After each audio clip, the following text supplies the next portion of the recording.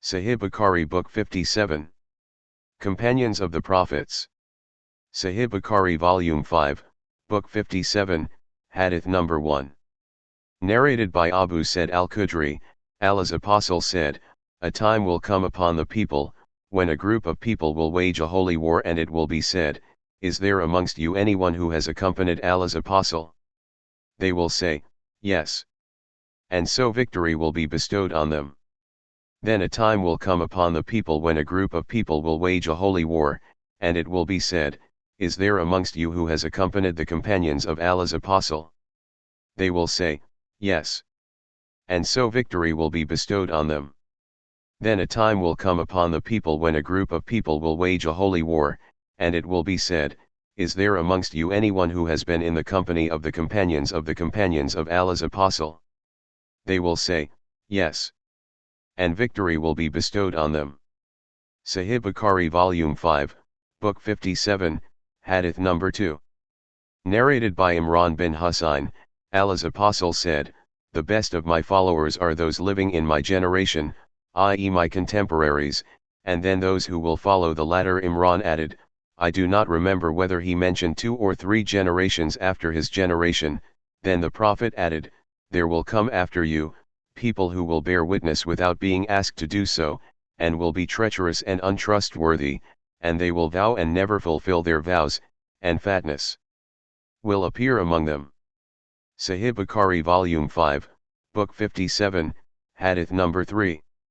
Narrated by Abdullah, the Prophet said, "The best people are those living in my generation, and then those who will follow them, and then those who will follow the latter. Then there will come some people who will bear witness before taking oaths, and take oaths before bearing witness." Ibrahim, a sub-narrator, said, "They used to beat us for witnesses and covenants when we were still children." Sahih Bukhari Volume 5, Book 57, Hadith number 4. Narrated by Al-Bara, Abu Bakr bought a camel saddle from Azab for 13 dirhams. Abu Bakr said to Azab, "Tell Al-Bara to carry the saddle for me." Azab said, "No, unless you relate to me what happened to you and Allah's Apostle when you left Mecca while the pagans were in search of you." Abu Bakr said, "We left Mecca and we led continuously for that night and the following day till it was midday. I looked around, searching for shade to take as shelter, and suddenly I came across a rock, and found a little shade there. So I cleaned the place and spread a bed for the Prophet in the shade and said to him, 'Lie down, O Allah's Apostle.' So the Prophet lay down and I went out, looking around to see if there was any person pursuing us. Suddenly I saw a shepherd driving his sheep towards the rock, seeking what we had already sought from it. I asked him, 'To whom do you belong, O boy?' He said, 'I belong to a man from Quraysh.' He named the man and I recognized him. I asked him, 'Is there any milk with your sheep?' He said, 'Yes.' I said, 'Will you then milk some for us?' He said, 'Yes.' Then I asked him to tie the legs of one of the sheep and clean its udder, and then ordered him to clean his hands from dust.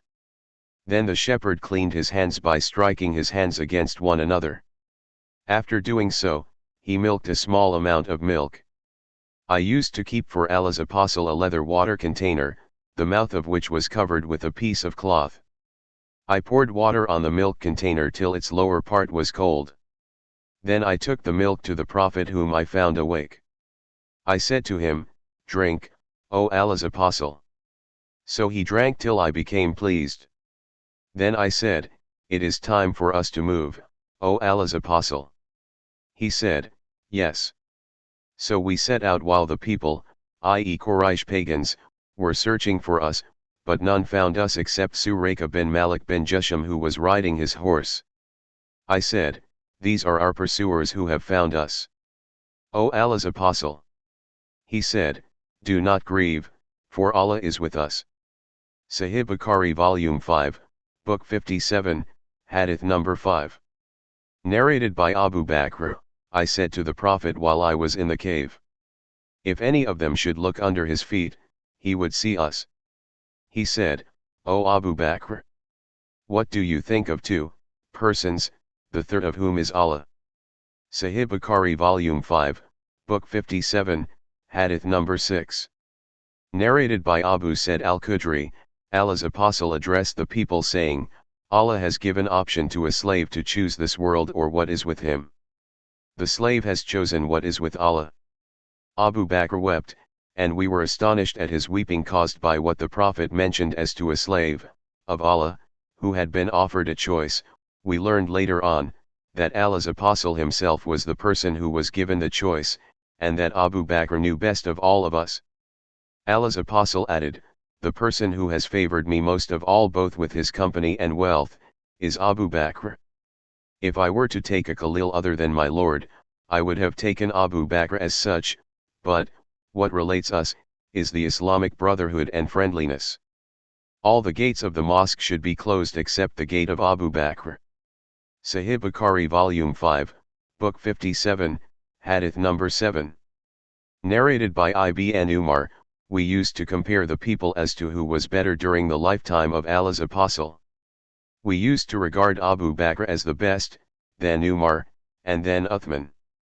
Sahih Bukhari Volume 5, Book 57, Hadith number 8. Narrated by Ibn Abbas, the Prophet said, if I were to take a Khalil, I would have taken Abu Bakr, but he is my brother and my companion, in Islam. Sahih Bukhari Volume 5, Book 57, Hadith number 9. Narrated by Ayyub, the Prophet said, if I were to take a Khalil, I would have taken him, i.e. Abu Bakr, as a Khalil, but the Islamic brotherhood is better. Sahih Bukhari Volume 5, Book 57, Hadith number 10. Narrated by Abdullah bin Abi Mulaika, the people of Kufa sent a letter to Ibn Zubayr, asking about the inheritance of paternal grandfather. He replied that the right of the inheritance of paternal grandfather is the same as that of father if the father is dead, and added, Allah's apostle said, if I were to take a Khalil from this nation, I would have taken him, i.e. Abu Bakr. Sahih Bukhari Volume 5, Book 57, Hadith number 11. Narrated by Jubair bin Mut'im, a woman came to the Prophet who ordered her to return to him again. She said, what if I came and did not find you, as if she wanted to say, if I found you dead. The Prophet said, if you should not find me, go to Abu Bakr. Sahih Bukhari Volume 5, Book 57, Hadith number 12. Narrated by Amr, I saw Allah's apostle and there was none with him but 5 slaves, 2 women, and Abu Bakr, i.e. those were the only converts to Islam then. Sahih Bukhari Volume 5, Book 57, Hadith number 13. Narrated by Abu ad-Darda, while I was sitting with the Prophet, Abu Bakr came, lifting up one corner of H's garment uncovering H's knee. The Prophet said, your companion has had a quarrel. Abu Bakr greeted the Prophet, and said, O Allah's apostle, there was something, i.e. quarrel, between me and the son of Al-Khattab. I talked to him harshly and then regretted that, and requested him to forgive me, but he refused. This is why I have come to you. The Prophet said thrice, O Abu Bakr, may Allah forgive you. In the meanwhile, Umar regretted his refusal of Abu Bakr's excuse, and went to Abu Bakr's house and asked if Abu Bakr was there. They replied in the negative. So he came to the Prophet and greeted him, but signs of displeasure appeared on the face of the Prophet till Abu Bakr pitied Umar, so he knelt and said twice, O Allah's apostle, by Allah, I was more unjust to him, than he to me. The Prophet said, Allah sent me, as a prophet, to you, people, but you said, to me, you are telling a lie, while Abu Bakr said, he has said the truth, and consoled me with himself and his money. He then said twice, won't you then give up harming my companion? After that nobody harmed Abu Bakr. Sahih Bukhari Volume 5, Book 57, Hadith number 14. Narrated by Amr bin al-Az, the Prophet deputed me to read the army of Dat has Salasil. I came to him and said, who is the most beloved person to you? He said, Aisha. I asked, among the men? He said, her father. I said, who then? He said, then Umar bin al-Khattab. He then named other men. Sahih Bukhari Volume 5, Book 57, Hadith number 15.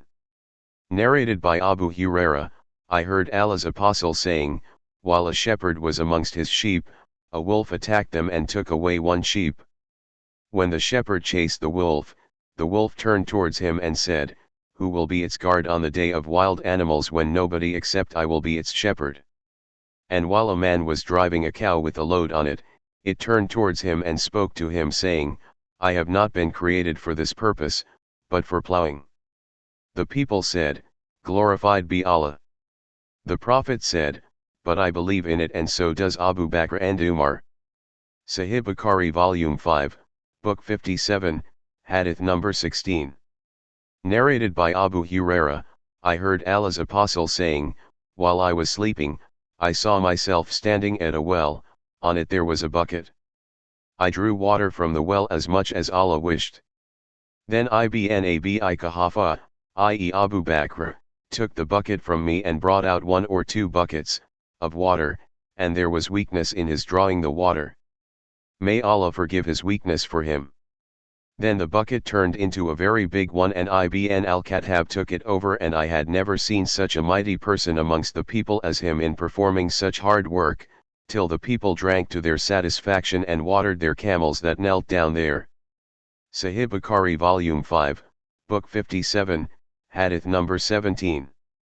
Narrated by Abdullah bin Umar, that Allah's apostle said, Allah will not look on the day of judgment at him who drags his robe behind him, out of pride.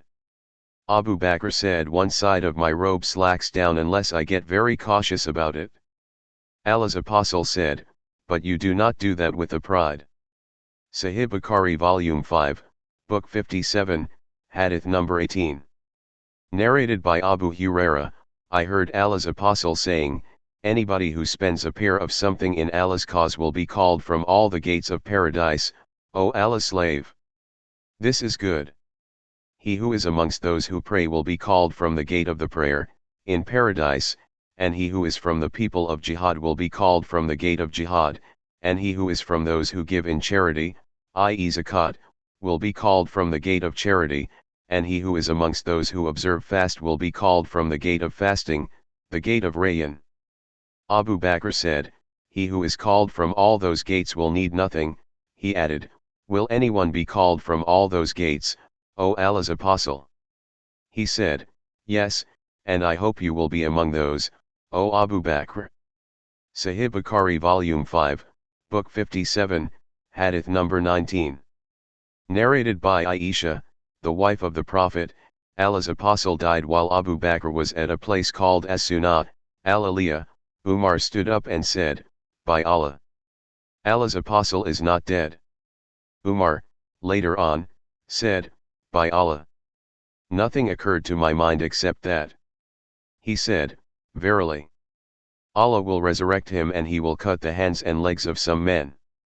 Then Abu Bakr came and uncovered the face of Allah's apostle, kissed him and said, let my mother and father be sacrificed for you, O Allah's apostle, you are good in life and in death. By Allah in whose hands my life is, Allah will never make you taste death twice. Then he went out and said, O oath taker, don't be hasty. When Abu Bakr spoke, Umar sat down. Abu Bakr praised and glorified Allah and said, no doubt. Whoever worshipped Muhammad, then Muhammad is dead, but whoever worshipped Allah, then Allah is alive and shall never die. Then he recited Allah's statement, O Muhammad, verily you will die, and they also will die. 39.30, he also recited, Muhammad is no more than an apostle, and indeed many apostles have passed away, before him. If he dies or is killed, will you then turn back on your heels? And he who turns back on his heels, not the least harm will he do to Allah, and Allah will give reward to those who are grateful. 3.144. The people wept loudly, and the Ansar were assembled with Sa'd bin Ubadah in the shed of Bani Sayda. They said, to the emigrants, there should be one Amir from us and one from you. Then Abu Bakr, Umar bin al-Khattab and Abu Baidah bin al-Jarrah went to them. Umar wanted to speak but Abu Bakr stopped him. Umar later on used to say, by Allah, I intended only to say something that appealed to me and I was afraid that Abu Bakr would not speak so well. Then Abu Bakr spoke and his speech was very eloquent. He said in his statement, we are the rulers and you, Ansars, are the ministers, i.e. advisors. Habab bin al-Mundhir said, no, by Allah we won't accept this. But there must be a ruler from us and a ruler from you. Abu Bakr said, no, we will be the rulers and you will be the ministers, for they, i.e. Quraysh, are the best family amongst the Arabs and of best origin. So you should elect either Umar or Abu Ubaidah bin al-Jarrah as your ruler. Umar said, to Abu Bakr, no, but we elect you, for you are our chief and the best amongst us and the most beloved of all of us to Allah's apostle. So Umar took Abu Bakr's hand and gave the pledge of allegiance and the people too gave the pledge of allegiance to Abu Bakr. Someone said, you have killed Sa'd bin Ubadah. Umar said, Allah has killed him. Aisha said, in another narration, when the Prophet was on his deathbed, he looked up and said thrice, amongst the highest companion, see Quran 4.69, Aisha said, Allah benefited the people by their two speeches. Umar frightened the people, some of whom were hypocrites whom Allah caused to abandon Islam because of Umar's speech. Then Abu Bakr led the people to true guidance and acquainted them with the right path they were to follow, so that they went out reciting, Muhammad is no more than an apostle, and indeed many apostles have passed away before him. 3.144 Sahih Bukhari Volume 5, Book 57, Hadith number 20. Narrated by Muhammad bin al-Hanafiyyah, I asked my father, Ali bin Abi Talib, who are the best people after Allah's apostle? He said, Abu Bakr. I asked, who then? He said, then Umar. I was afraid he would say Uthman, so I said, then you. He said, I am only an ordinary person. Sahih Bukhari Volume 5, Book 57, Hadith number 21. Narrated by Aisha, we went out with Allah's apostle on one of his journeys till we reached Al-Baida or Datul Jayish, where my necklace got broken and lost. Allah's apostle stopped to search for it and the people too stopped with him. There was no water at that place and they had no water with them. So they went to Abu Bakr and said, don't you see what Aisha has done? She has made Allah's apostle and the people stop where there is no water and they have no water with them. Abu Bakr came while Allah's apostle was sleeping with his head on my thigh and said, you detained Allah's apostle and the people where there is no water and they have no water. He then admonished me and said what Allah wished and pinched me at my flanks with his hands, but I did not move because the head of Allah's apostle was on my thigh. Allah's apostle kept on sleeping till we got up in the morning and found no water. Then Allah revealed the divine verse of Tayammum, and the people performed Tayammum. Usaid bin al-Hudayr said, O family of Abu Bakr! This is not the first blessings of yours. We urged the camel on which I was sitting to get up from its place and the necklace was found under it. Sahih Bukhari Volume 5, Book 57, Hadith number 22. Narrated by Abu said, the Prophet said, do not abuse my companions, for if any one of you spent gold equal to Uhud, in Allah's cause, it would not be equal to a mud or even a half mud spent by one of them. Sahih Bukhari Volume 5, Book 57, Hadith number 23. Narrated by Abu Musa al-Ash'ari, I performed ablution in my house and then went out and said, today I shall stick to Allah's apostle and stay with him all this day of mine, in his service. I went to the mosque and asked about the Prophet. They said, he had gone in this direction. So I followed his way, asking about him till he entered a place called Bir Aris. I sat at its gate that was made of date palm leaves till the Prophet finished answering the call of nature and performed ablution. Then I went up to him to see him sitting at the well of Aris at the middle of its edge with his legs uncovered, hanging in the well. I greeted him and went back and sat at the gate. I said, "Today I will be the gatekeeper of the Prophet." Abu Bakr came and pushed the gate. I asked, "Who is it?" He said, "Abu Bakr." I told him to wait, went in and said, "O Allah's Apostle." Abu Bakr asks for permission to enter. He said, "Admit him and give him the glad tidings that he will be in paradise." So I went out and said to Abu Bakr, "Come in, and Allah's Apostle gives you the glad tidings that you will be in paradise." Abu Bakr entered and sat on the right side of Allah's Apostle on the built edge of the well and hung his legs in the well as the Prophet did and uncovered his legs. I then returned and sat at the gate. I had left my brother performing ablution and he intended to follow me. So I said to myself, "If Allah wants good for so and so, i.e. my brother, he will bring him here." Suddenly somebody moved the door. I asked, "Who is it?" He said, "Umar bin al-Khattab." I asked him to wait, went to Allah's Apostle, greeted him and said, "Umar bin al-Khattab asks the permission to enter." He said, "Admit him, and give him the glad tidings that he will be in paradise." I went to Umar and said, "Come in, and Allah's Apostle gives you the glad tidings that you will be in paradise." So he entered and sat beside Allah's Apostle on the built edge of the well on the left side and hung his legs in the well.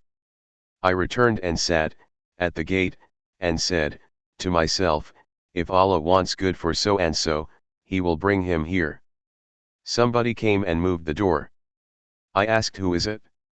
He replied, "Uthman bin Affan." I asked him to wait and went to the Prophet and informed him. He said, "Admit him, and give him the glad tidings of entering paradise." I asked him to wait and went to the Prophet and informed him. He said, "Admit him, and give him the glad tidings of entering paradise after a calamity that will befall him." So I went up to him and said to him, "Come in, Allah's Apostle gives you the glad tidings of entering paradise after a calamity that will befall you." Uthman then came in and found that the built edge of the well was occupied, so he sat opposite to the Prophet on the other side. Said bin al-Musayyib said, "I interpret this narration in terms of their graves." Sahih Bukhari Volume 5, Book 57, Hadith number 24. Narrated by Anas bin Malik, the Prophet once climbed the mountain of Uhud with Abu Bakr, Umar, and Uthman. The mountain shook with them. The Prophet said to the mountain, "Be firm, O Uhud. For on you there are no more than a prophet, a Siddiq, and 2 martyrs." Sahih Bukhari Volume 5, Book 57, Hadith number 25. Narrated by Abdullah bin Umar, Allah's Apostle said, "While, in a dream, I was standing by a well, drawing water from it. Abu Bakr and Umar came to me. Abu Bakr took the bucket from me, and drew 1 or 2 buckets of water, and there was some weakness in his drawing. May Allah forgive him. Then Ibn al-Khattab took the bucket from Abu Bakr, and the bucket turned into a very large one in his hands. I had never seen such a mighty person amongst the people as him in performing such hard work. He drew so much water that the people drank to their satisfaction and watered their camels." Wahab, a sub-narrator said, "Till their camels drank and knelt down." Sahih Bukhari Volume 5, Book 57, Hadith number 26. Narrated by Ibn Abbas, while I was standing amongst the people who were invoking Allah for Umar bin al-Khattab who was lying, dead, on his bed, a man behind me rested his elbows on my shoulder and said, "O Umar! May Allah bestow His mercy on you. I always hope that Allah will keep you with your 2 companions, for I often heard Allah's Apostle saying, Abu Bakr and Umar were, somewhere. Abu Bakr and Umar did, something. Abu Bakr and Umar set out. So I hope that Allah will keep you with both of them." I turned back to see that the speaker was Ali bin Abi Talib. Sahih Bukhari Volume 5, Book 57, Hadith number 27. Narrated by Urwa bin Az Zubair, I asked Abdullah bin Amr, what was the worst thing the pagans did to Allah's apostle? He said, I saw Uqba bin Abi Mu'ayt coming to the Prophet while he was praying. Uqba put his sheet round the Prophet's neck and squeezed it very severely. Abu Bakr came and pulled Uqba away from the Prophet and said, do you intend to kill a man just because he says, my Lord is Allah, and he has brought forth to you the evident signs from your Lord? Sahih Bukhari Volume 5, Book 57, Hadith number 28. Narrated by Jabir bin Abdullah, the Prophet said, I saw myself, in a dream, entering paradise, and behold, I saw Rumeza, Abu Talha's wife. I heard footsteps. I asked, who is it? Somebody said, it is Bilal. Then I saw a palace and a lady sitting in its courtyard. I asked, for whom is this palace? Somebody replied, it is for Umar. I intended to enter it and see it, but I thought of your, Umar's, Ghira, and gave up the attempt.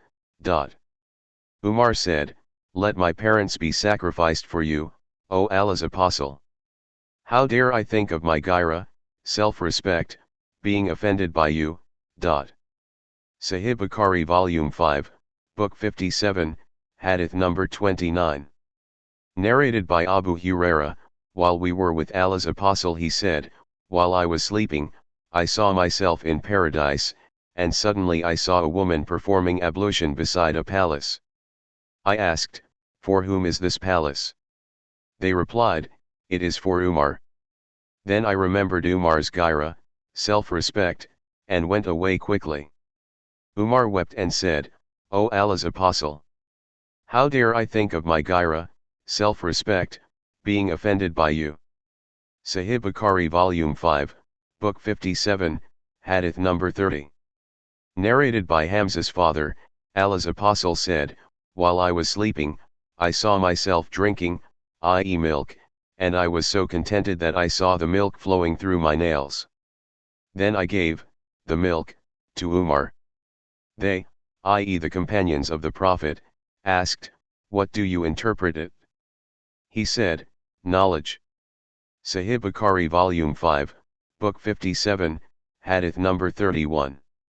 Narrated by Abdullah bin Umar, the Prophet said, in a dream I saw myself drawing water from a well with a bucket. Abu Bakr came and drew a bucket or two weekly. May Allah forgive him. Then Umar bin al-Khattab came and the bucket turned into a very large one in his hands. I had never seen such a mighty person as he in doing such hard work till all the people drank to their satisfaction and watered their camels that knelt down there. Sahih Bukhari Volume 5, Book 57, Hadith number 32. Narrated by Sa'd bin Abi Waqqas, Umar bin al-Khattab asked the permission of Allah's apostle to see him while some Qurayshi women were sitting with him, talking to him and asking him for more expenses, raising their voices above the voice of Allah's apostle. When Umar asked for the permission to enter, the women quickly put on their veils. Allah's apostle allowed him to enter and Umar came in while Allah's apostle was smiling. Umar said, O Allah's apostle, may Allah always keep you smiling. The Prophet said, these women who have been here, roused my wonder, for as soon as they heard your voice, they quickly put on their veils. Umar said, O Allah's apostle, you have more right to be feared by them than I. Then Umar addressed the women saying, O enemies of yourselves, you fear me more than you do Allah's apostle. They said, yes, for you are harsher and sterner than Allah's apostle. Then Allah's apostle said, O Ibn al-Khattab, by him in whose hands my life is, never does Satan find you going on a way, but he takes another way other than yours. Sahih Bukhari Volume 5, Book 57, Hadith number 33. Narrated by Abdullah, we have been powerful since Umar embraced Islam. Sahih Bukhari Volume 5, Book 57, Hadith number 34. Narrated by Ibn Abbas, when the dead body of Umar was put on his deathbed, the people gathered around him and invoked Allah, and prayed for him before the body was taken away. And I was amongst them. Suddenly I felt somebody taking hold of my shoulder and found out that he was Ali bin Abi Talib. Ali invoked Allah's mercy for Umar and said, "O Umar, you have not left behind you a person whose deeds I like to imitate and meet Allah with more than I like your deeds. By Allah, I always thought that Allah would keep you with your two companions, for very often I used to hear the Prophet saying, Abu Bakr and Umar went, somewhere, Abu Bakr and Umar entered, somewhere, and Abu Bakr and Umar went out." Sahih Bukhari Volume 5, Book 57, Hadith number 35. Narrated by Anas bin Malik, the Prophet ascended the mountain of Uhud and he was accompanied by Abu Bakr, Umar, and Uthman. The mountain shook beneath them. The Prophet hit it with his foot and said, "O Uhud, be firm, for on you there is none but a prophet, a siddiq, and a martyr, i.e. and two martyrs." Sahih Bukhari Volume 5, Book 57, Hadith number 36. Narrated by Aslam, Ibn Umar asked me about some matters concerning Umar. He said, "Since Allah's apostle died, I have never seen anybody more serious, hard-working, and generous than Umar bin al-Khattab, till the end of his life." Sahih Bukhari Volume 5, Book 57, Hadith number 37. Narrated by Anas, a man asked the Prophet about the hour, i.e. day of judgment, saying, "When will the hour be?" The Prophet said, "What have you prepared for it?" The man said, "Nothing, except that I love Allah and His Apostle." The Prophet said, "You will be with those whom you love." We had never been so glad as we were on hearing that saying of the Prophet, i.e., "You will be with those whom you love." Therefore, I love the Prophet, Abu Bakr, and Umar, and I hope that I will be with them because of my love for them, though my deeds are not similar to theirs. Sahih Bukhari Volume 5, Book 57, Hadith number 38. Narrated by Abu Huraira, Allah's Apostle said, "Among the nations before you there used to be people who were inspired, though they were not prophets. And if there is any of such a persons amongst my followers, it is Umar."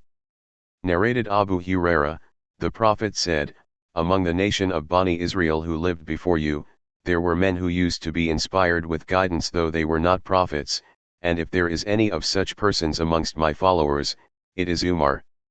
Sahih Bukhari Volume 5, Book 57, Hadith number 39. Narrated by Abu Huraira, Allah's Apostle said, "Whilst a shepherd was amongst his sheep, a wolf attacked them and took away a sheep.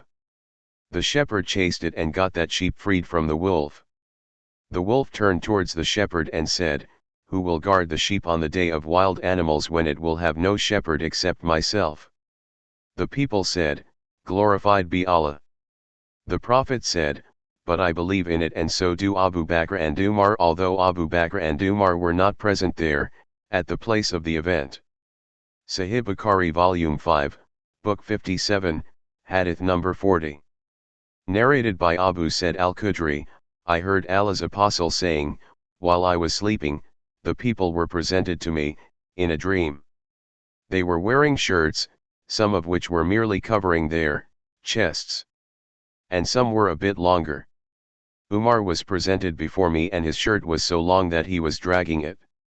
They asked, 'How have you interpreted it, O Allah's Apostle?' He said, 'Religion.'" Sahih Bukhari Volume 5, Book 57, Hadith number 41. Narrated by Al-Miswar bin Makrama, when Umar was stabbed, he showed signs of agony. Ibn Abbas, as if intending to encourage Umar, said to him, "O chief of the believers, never mind what has happened to you, for you have been in the company of Allah's Apostle and you kept good relations with him and you parted with him while he was pleased with you. Then you were in the company of Abu Bakr and kept good relations with him and you parted with him, i.e. he died, while he was pleased with you. Then you were in the company of the Muslims, and you kept good relations with them, and if you leave them, you will leave them while they are pleased with you." Umar said, to Ibn Abbas, "As for what you have said about the company of Allah's Apostle and his being pleased with me, it is a favor Allah did to me, and as for what you have said about the company of Abu Bakr and his being pleased with me, it is a favor Allah did to me, and concerning my impatience which you see, is because of you and your companions. By Allah, if, at all, I had gold equal to the earth, I would have ransomed myself with it from the punishment of Allah before I meet him. Sahih Bukhari Volume 5, Book 57, Hadith number 42. Narrated by Abu Musa, while I was with the Prophet in one of the gardens of Medina, a man came and asked me to open the gate. The Prophet said to me, "Open the gate for him and give him the glad tidings that he will enter paradise." I opened the gate for him, and behold, it was Abu Bakr. I informed him of the glad tidings the Prophet had said, and he praised Allah. Then another man came and asked me to open the gate. The Prophet said to me, "Open the gate, and give him the glad tidings of entering paradise." I opened the gate for him, and behold, it was Umar. I informed him of what the Prophet had said, and he praised Allah.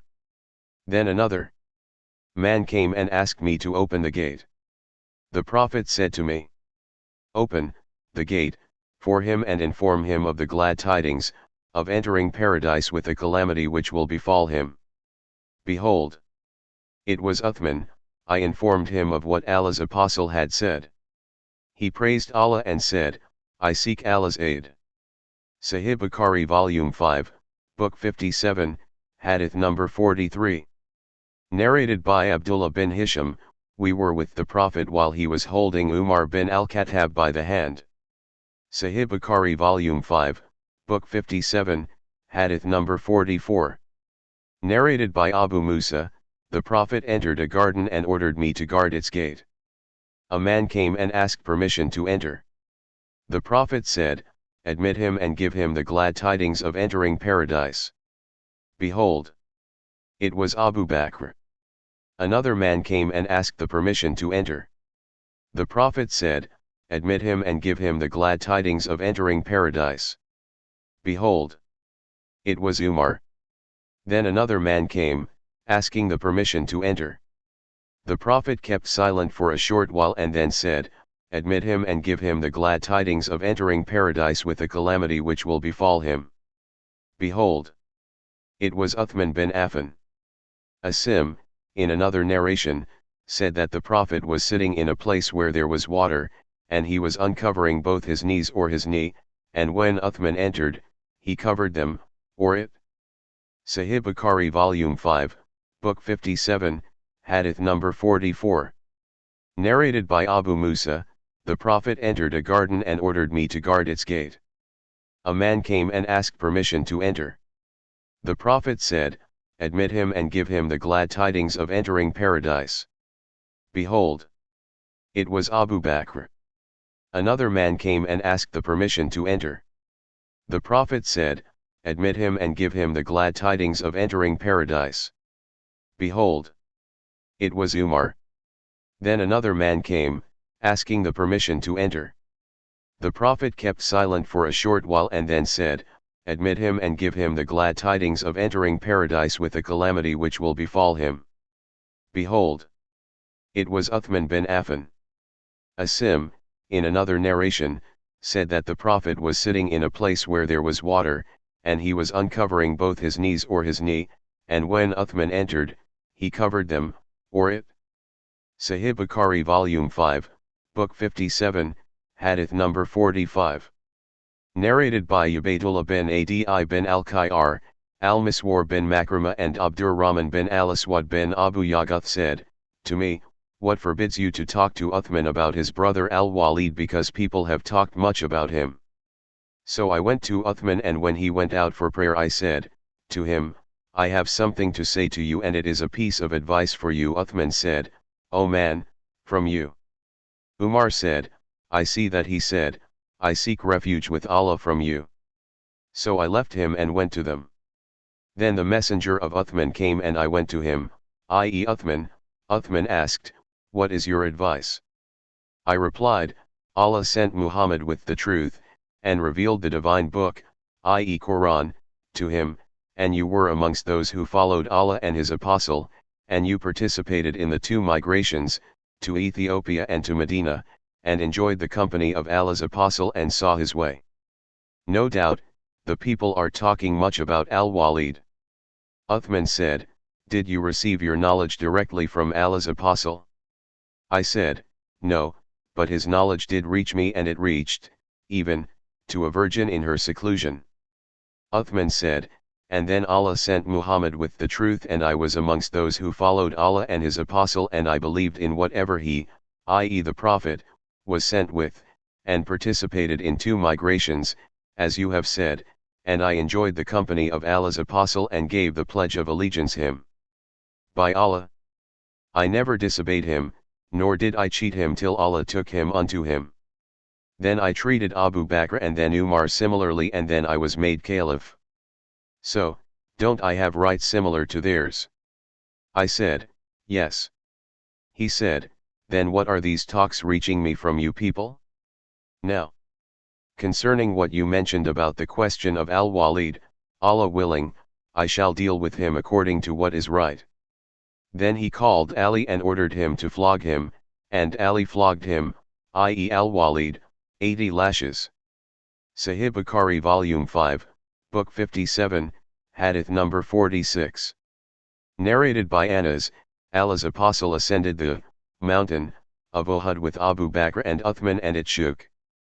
Allah's Apostle said, be calm, O Uhud. I think he stroked it with his foot and added, there is none on you but a prophet, a Siddiq, and 2 martyrs. The 2 martyrs were Umar and Uthman, see Hadith number 24. Sahih Bukhari Volume 5, Book 57, Hadith number 47. Narrated by Ibn Umar, during the lifetime of the Prophet we considered Abu Bakr as peerless, and then Umar, and then Uthman, coming next to him in superiority, and then we used not to differentiate between the companions of the Prophet. Sahih Bukhari Volume 5, Book 57, Hadith number 48. Narrated by Uthman, the son of Muhib, an Egyptian who came and performed the Hajj to the Kaaba, saw some people sitting. He inquired, who are these people? Somebody said, they are the tribe of Quraysh. He said, who is the old man sitting amongst them? The people replied, he is Abdullah bin Umar. He said, O Ibn Umar, I want to ask you about something, please tell me about it. Do you know that Uthman fled away on the day of the battle of Uhud? Ibn Umar said, yes. The Egyptian man said, do you know that Uthman was absent on the day of the battle of Badr and did not join it? Ibn Umar said, yes. The man said, do you know that he failed to attend the Ridwan pledge and did not witness it, i.e. Hudaybiyah pledge of allegiance? Ibn Umar said, yes. The man said, Allahu Akbar. Ibn Umar said, let me explain to you all these 3 things. As for his flight on the day of Uhud, I testify that Allah has excused him and forgiven him, and as for his absence from the battle of Badr, it was due to the fact that the daughter of Allah's Apostle was his wife and she was sick then. Allah's Apostle said to him, you will receive the same reward and share of the booty as any one of those who participated in the battle of Badr, if you stay with her. As for his absence from the Ridwan pledge of allegiance, had there been any person in Mecca more respectable than Uthman, to be sent as a representative, Allah's Apostle would have sent him instead of him. No doubt, Allah's Apostle had sent him, and the incident of the Ridwan pledge of allegiance happened after Uthman had gone to Mecca. Allah's Apostle held out his right hand saying, this is Uthman's hand. He stroked his other hand with it saying, this pledge of allegiance is on the behalf of Uthman. Then Ibn Umar said to the man, bear these excuses in mind with you. Sahih Bukhari Volume 5, Book 57, Hadith number 49. Narrated by Anas, the Prophet ascended the mountain of Uhud and Abu Bakr, Umar, and Uthman were accompanying him. The mountain gave a shake, i.e. trembled underneath them. The Prophet said, O Uhud, be calm. I think that the Prophet hit it with his foot, adding, for upon you there are none but a prophet, a Siddiq, and 2 martyrs. Sahih Bukhari Volume 5, Book 57, Hadith number 50. Narrated by Amr bin Ma'iman, I saw Umar bin al-Khattab a few days before he was stabbed in Medina. He was standing with Hudhaifa bin al-Yaman and Uthman bin Hunayf, to whom he said, "What have you done? Do you think that you have imposed more taxation on the land, of Aswad i.e. Iraq, than it can bear?" They replied, "We have imposed on it what it can bear because of its great yield." Umar again said, "Check whether you have imposed on the land what it cannot bear." They said, "No, we haven't." Umar added, "If Allah should keep me alive, I will let the widows of Iraq need no men to support them after me." But only 4 days had elapsed when he was stabbed to death. The day he was stabbed, I was standing and there was nobody between me and him, i.e. Umar, except Abdullah bin Abbas. Whenever Umar passed between the 2 rows, he would say, "Stand in straight lines." When he saw no defect in the rows, he would go forward and start the prayer with takbir. He would recite Surat Yusuf or An-Nahl or the like in the first rak'ah so that the people may have the time to join the prayer. As soon as he said takbir, I heard him saying, "The dog has killed or eaten me," at the time he, i.e. the murderer, stabbed him.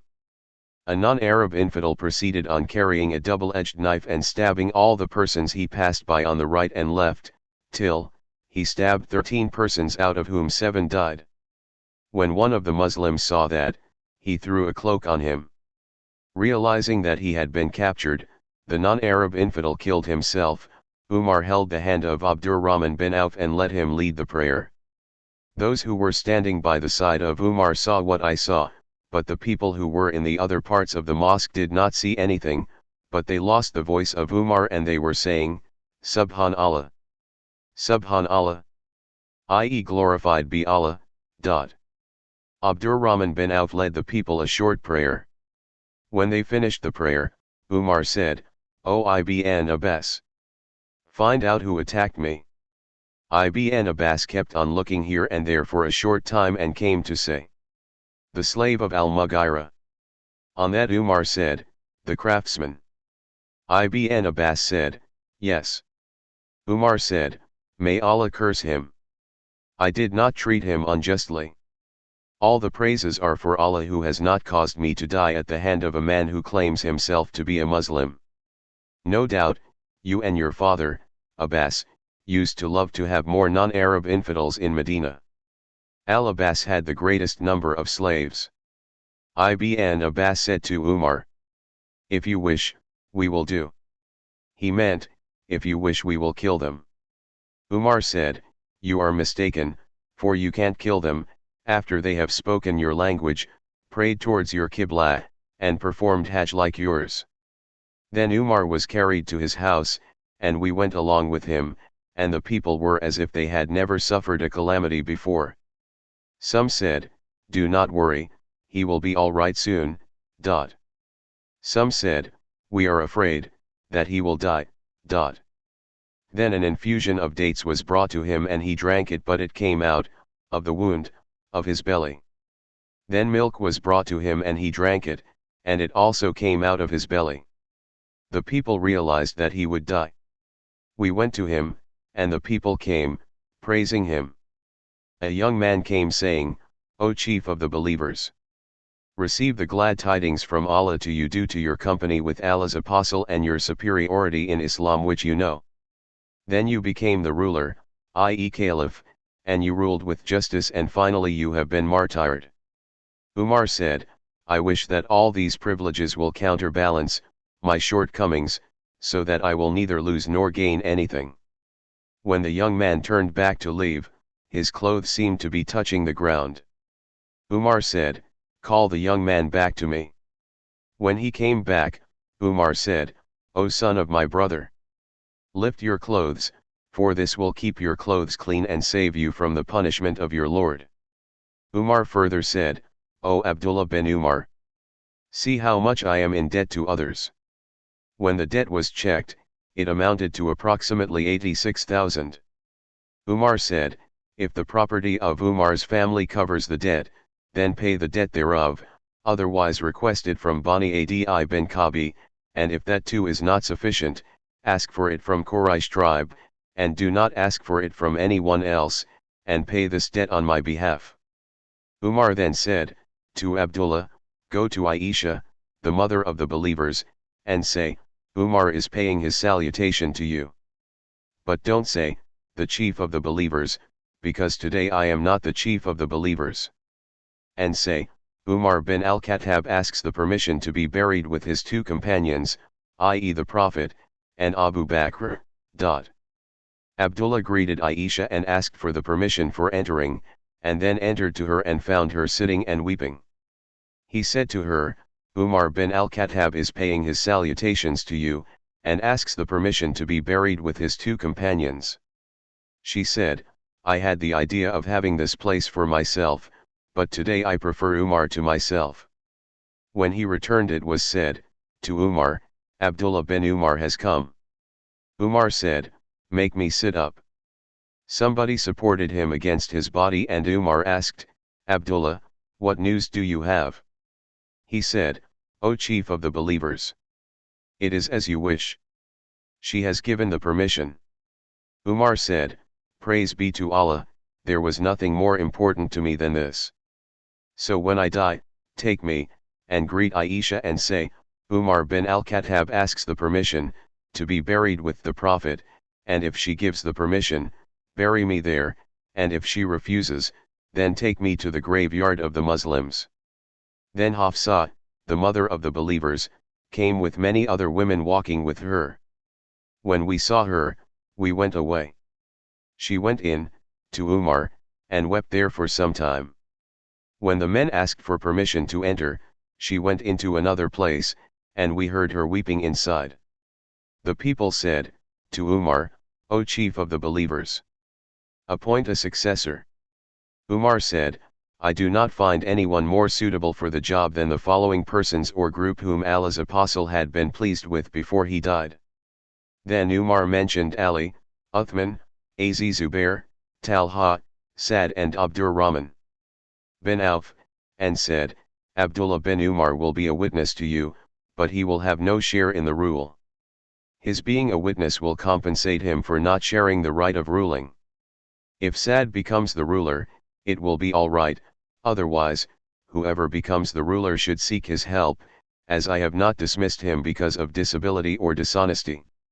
Umar added, I recommend that my successor takes care of the early emigrants, to know their rights and protect their honor and sacred things. I also recommend that he be kind to the Ангիր who had lived in Medina before the emigrants and belief had entered their hearts before them. I recommend that the ruler should accept the good of the righteous among them and excuse their wrongdoers, and I recommend that he should do good to all the people of the towns, al-Ангիր, as they are the protectors of Islam and the source of wealth and the source of annoyance to the enemy. I also recommend that nothing be taken from them except from their surplus with their consent. I also recommend that he do good to the Arab Bedouin, as they are the origin of the Arabs and the material of Islam. He should take from what is inferior, amongst their properties and distribute that to the poor amongst them. I also recommend him concerning Allah's and his apostles' protectees, i.e. dhimis, to fulfill their contracts and to fight for them and not to overburden them with what is beyond their ability. So when Umar expired, we carried him out and set out walking. Abdullah bin Umar greeted Aisha, and said, Umar bin al-Khattab asks for the permission. Aisha said, bring him in. He was brought in and buried beside his two companions.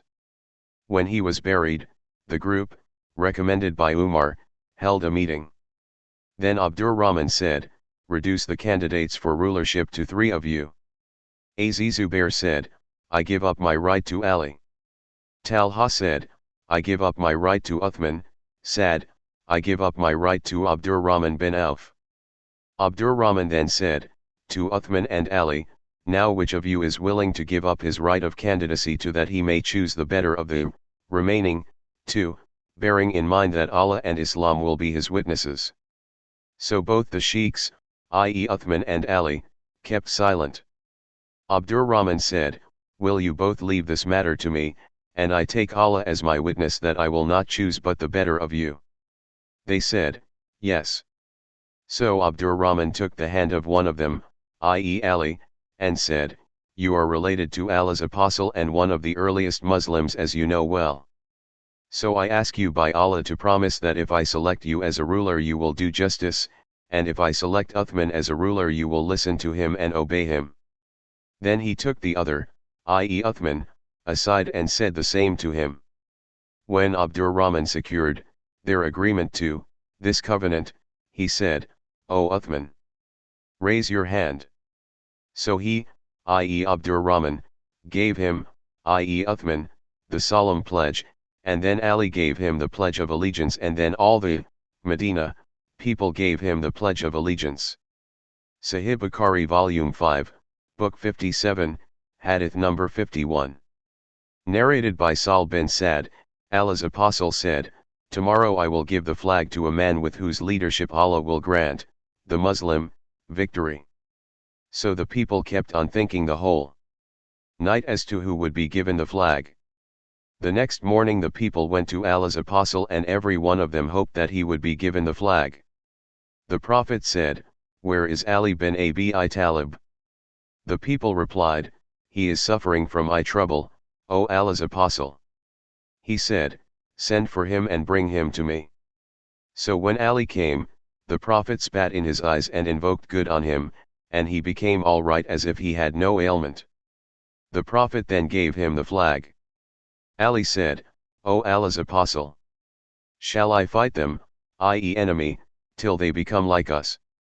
The Prophet said, "Proceed to them steadily till you approach near to them and then invite them to Islam and inform them of their duties towards Allah which Islam prescribes for them, for by Allah, if one man is guided on the right path, i.e. converted to Islam, through you, it would be better for you than a great number of red camels."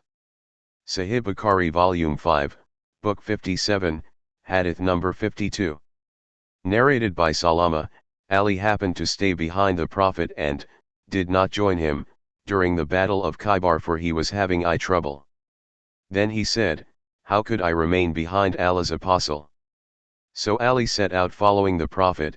When it was the eve of the day in the morning of which Allah helped the Muslims to conquer it, Allah's apostle said, "I will give the flag to a man, or tomorrow a man whom Allah and his apostle love will take the flag, or said, a man who loves Allah and his apostle, and Allah will grant victory under his leadership."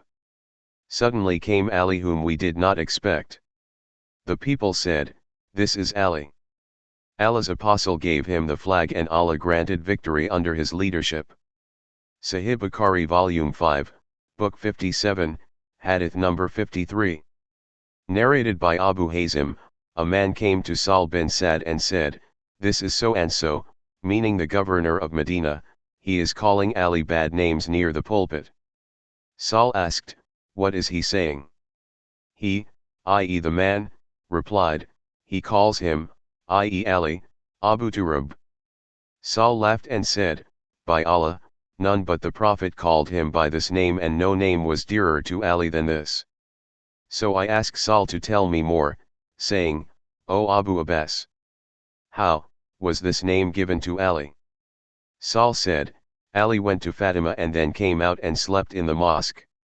The Prophet asked Fatima, 'Where is your cousin?' She said, 'In the mosque.' The Prophet went to him and found that his, i.e. Ali's, covering sheet had slipped of his back and dust had soiled his back. The Prophet started wiping the dust off his back and said twice, 'Get up, O Abu Turab,' i.e. O man with the dust. Sahih Bukhari Volume 5, Book 57, Hadith number 54.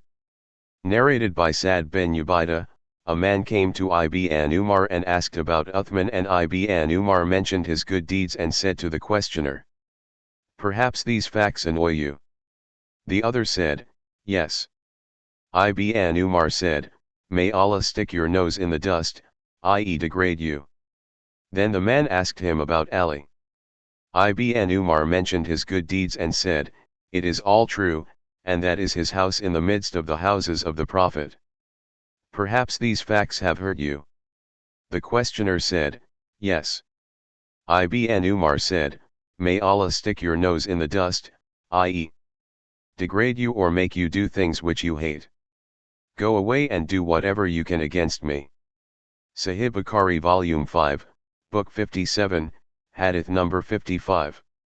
Narrated by Ali, Fatima complained of the suffering caused to her by the hand mill. Some captives were brought to the Prophet. She came to him but did not find him at home. Aisha was present there, to whom she told of her desire for a servant.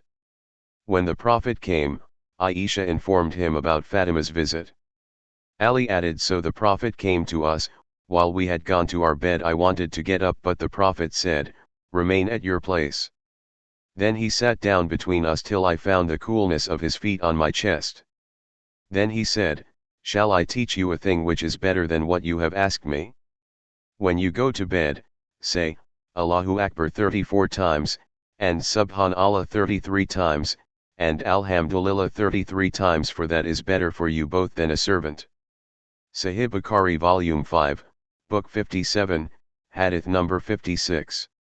Narrated by Ubaida, Ali said, to the people of Iraq, judge as you used to judge, for I hate differences, and I do my best, till the people unite as one group, or I die as my companions have died. And narrated Sad that the Prophet said to Ali, will you not be pleased from this, that you are to me like Aaron was to Moses? Sahih Bukhari Volume 5, Book 57, Hadith number 57. Narrated by Abu Huraira, the people used to say, Abu Huraira narrates too many narrations. In fact, I used to keep close to Allah's apostle and was satisfied with what filled my stomach. I ate no leavened bread and dressed no decorated striped clothes, and never did a man or a woman serve me, and I often used to press my belly against gravel because of hunger, and I used to ask a man to recite a Quranic verse to me although I knew it, so that he would take me to his home and feed me. And the most generous of all the people to the poor was Ja'far bin Abi Talib. He used to take us to his home and offer us what was available therein. He would even offer us an empty folded leather container, of butter, which we would split and lick whatever was in it. Sahih Bukhari Volume 5, Book 57, Hadith number 58. Narrated by Ash-Shabi, whenever Ibn Umar greeted Ibn Jafar, he used to say, As-salamu alayka, i.e. peace be on you, O son of Dhul Janahayn, son of the two-winged person. Sahih Bukhari Volume 5, Book 57, Hadith number 59. Narrated by Anas, whenever there was drought, Umar bin al-Khattab used to ask Allah for rain through al-Abbas bin Abdul Muttalib, saying, O Allah, we used to request our Prophet to ask you for rain, and you would give us. Now we request the uncle of our Prophet to ask you for rain, so give us rain. And they would be given rain. Sahih Bukhari Volume 5, Book 57, Hadith number 60. Narrated by Aisha, Fatima sent somebody to Abu Bakr asking him to give her inheritance from the Prophet from what Allah had given to his apostle through fai, i.e. booty gained without fighting. She asked for the sadaqah, i.e. wealth assigned for charitable purposes, of the Prophet at Medina, and fadak, and what remained of the kumus, i.e. 1/5, of the Khaybar booty. Abu Bakr said, Allah's apostle said, we, prophets, our property is not inherited, and whatever we leave is sadaqah, but Muhammad's family can eat from this property, i.e. Allah's property, but they have no right to take more than the food they need. By Allah, I will not bring any change in dealing with the sadaqah of the Prophet, and will keep them, as they used to be observed in his, i.e. the Prophet's, lifetime, and I will dispose with it as Allah's apostle used to do. Then Ali said, I testify that none has the right to be worshipped but Allah, and that Muhammad is his apostle, and added, O Abu Bakr, we acknowledge your superiority. Then he, i.e. Ali, mentioned their own relationship to Allah's apostle and their right. Abu Bakr then spoke saying, by Allah in whose hands my life is, I love to do good to the relatives of Allah's apostle rather than to my own relatives. Abu Bakr added, look at Muhammad through his family, i.e. if you are no good to his family you are not good to him. Sahih Bukhari Volume 5, Book 57, Hadith number 61. Narrated by Al-Miswar bin Makrama, Allah's Apostle said, Fatima is a part of me, and he who makes her angry, makes me angry. Sahih Bukhari Volume 5, Book 57, Hadith number 62. Narrated by Aisha, the Prophet called his daughter Fatima during his illness in which he died, and told her a secret whereupon she wept.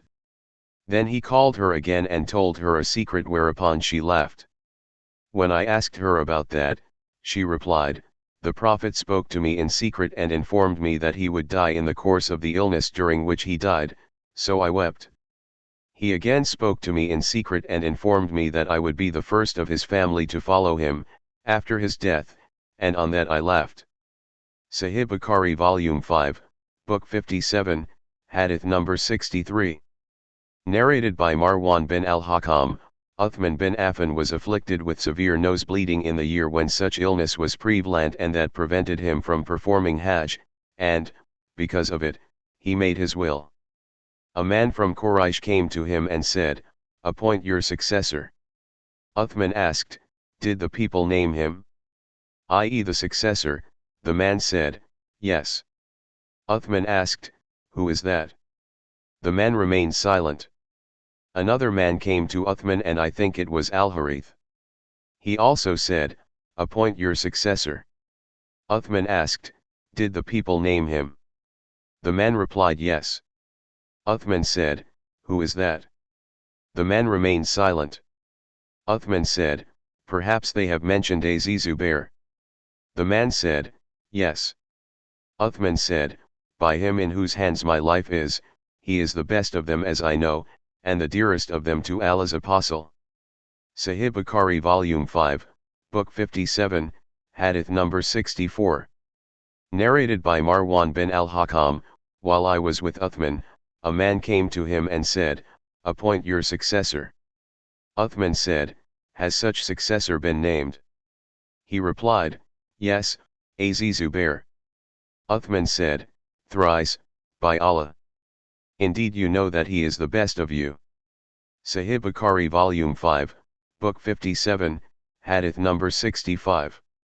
Narrated by Jabir, the Prophet said, every prophet used to have a Hawari, i.e. disciple, and my Hawari is Zubair bin al-Awwam. Sahih Bukhari Volume 5, Book 57, Hadith number 66. Narrated by Abdullah bin Zubair, during the Battle of Al-Azab, I and Umar bin Abi Salama were kept behind with the women. Behold, I saw, my father, Zubair riding his horse, going to and coming from Bani Qurayza twice or thrice. So when I came back I said, O my father, I saw you going to and coming from Bani Qurayza. He said, did you really see me, O my son? I said, yes. He said, Allah's Apostle said, who will go to Bani Qurayza and bring me their news? So I went, and when I came back, Allah's Apostle mentioned for me both his parents saying, let my father and mother be sacrificed for you. Sahih Bukhari Volume 5, Book 57, Hadith number 67. Narrated by Urway, on the day of the Battle of Al-Yarmouk, the companions of the Prophet said to Zubair, will you attack the enemy vigorously so that we may attack them along with you? So Zubair attacked them, and they inflicted 2 wounds over his shoulder, and in between these 2 wounds there was an old scar he had received on the day of the Battle of Badr when I was a child. I used to insert my fingers into those scars in play. Sahih Bukhari Volume 5, Book 57, Hadith number 68. Narrated by Umar, before the Prophet died, he was pleased with him, Talha bin Ubaydullah. Sahih Bukhari Volume 5, Book 57, Hadith number 69. Narrated by Abu Uthman, during one of the Ghazawat in which Allah's Apostle was fighting, none remained with the Prophet but Talha and Sa'd. Sahih Bukhari Volume 5, Book 57, Hadith number 70. Narrated by Qais bin Abi Hazim, I saw Talha's paralyzed hand with which he had protected the Prophet, from an arrow. Sahih Bukhari Volume 5, Book 57, Hadith number 71. Narrated by Sa'd, on the day of the Battle of Uhud the Prophet mentioned for me both his parents, i.e. saying, "Let my parents be sacrificed for you."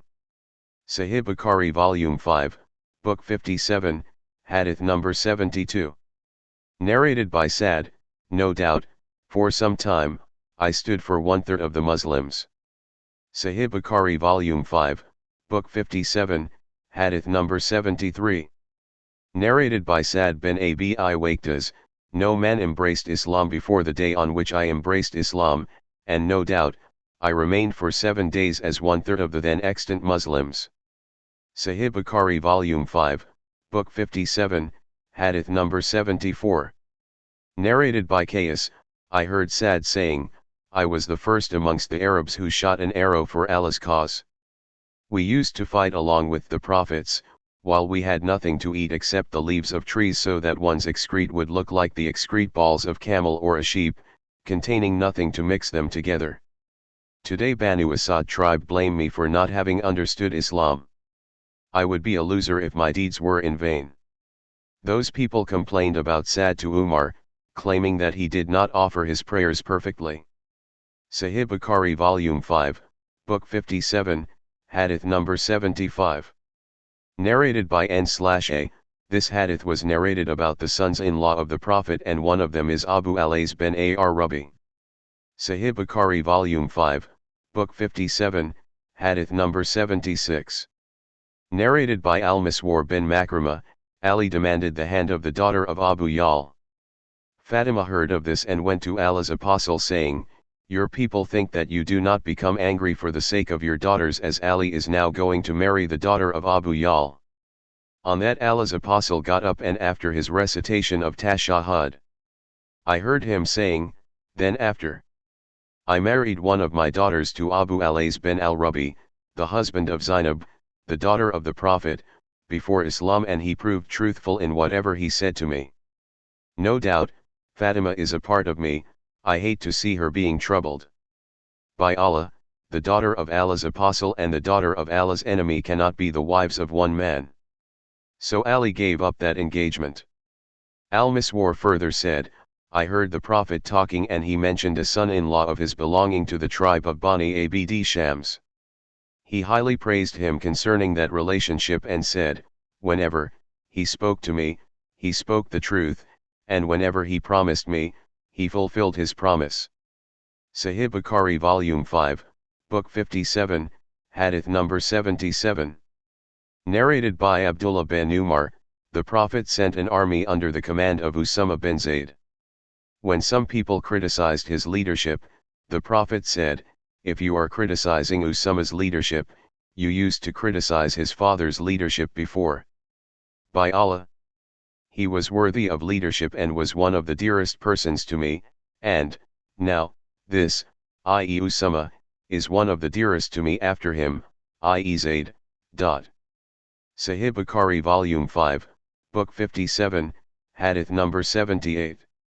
Narrated by Urwa, Aisha said, a kayf, i.e. one skilled in recognizing the lineage of a person through physiognomy and through examining the body parts of an infant, came to me while the Prophet was present, and Usama bin Zayd and Zayd bin Haritha were lying asleep. The Qa'if said, these feet, of Usama and his father, are of persons belonging to the same lineage. The Prophet was pleased with that saying which won his admiration, and he told Aisha of it. Sahih Bukhari Volume 5, Book 57, Hadith number 79. Narrated by Aisha, the people of the Quraysh tribe were worried about the Makhzumiyya woman. They said, nobody dare speak to him, i.e. the Prophet, except Usama bin Zayd as he is the most beloved to Allah's apostle. Aisha said, a woman from Bani Makhzumiyya committed a theft and the people said, who can intercede with the Prophet for her? So nobody dared speak to him, i.e. the Prophet, but Usama bin Zayd spoke to him. The Prophet said, if a reputable man amongst the children of Bani Israel committed a theft, they used to forgive him, but if a poor man committed a theft, they would cut his hand. But I would cut even the hand of Fatima, i.e. the daughter of the Prophet, if she committed a theft. Sahih Bukhari Volume 5, Book 57, Hadith number 80. Narrated by Abdullah bin Dinar, one day Ibn Umar, while in the mosque, looked at a man who was dragging his clothes while walking in one of the corners of the mosque. He said, "See, who is that? I wish he was near to me." Somebody then said, to Ibn Umar, "Don't you know him, O Abu Abdurrahman? He is Muhammad bin Usama." On that Ibn Umar bowed his head and dug the earth with his hands and then said, "If Allah's apostle saw him, he would have loved him." Sahih Bukhari Volume 5, Book 57, Hadith number 81. Narrated by Usama bin Zayd, that the Prophet used to take him, i.e. Usama, and Al-Hasan, in his lap, and say, "O Allah, love them, as I love them." The freed slave of Usama bin Zayd said, Al-Hajjaj bin Ayman bin Ayman, and Ayman ibn Ayman was Usama's brother from the maternal side, and he was one of the Ангիր. He was seen by Ibn Umar not performing his bowing and prostrations in a perfect manner. So Ibn Umar told him to repeat his prayer. Harmala, the freed slave of Usama bin Zayd, said that while he was in the company of Abdullah bin Umar, Al-Hajjaj bin Ayman came in and, while praying, he did not perform his bowing and prostrations properly. So Ibn Umar told him to repeat his prayer. When he went away, Ibn Umar asked me, "Who is he?" I said, Al-Hajjaj bin Ayman. Ibn Umar said, "If Allah's apostle saw him, he would have loved him." Then Ibn Umar mentioned the love of the Prophet for the children of Ayman. Sulayman said that Ayman was one of the nurses of the Prophet.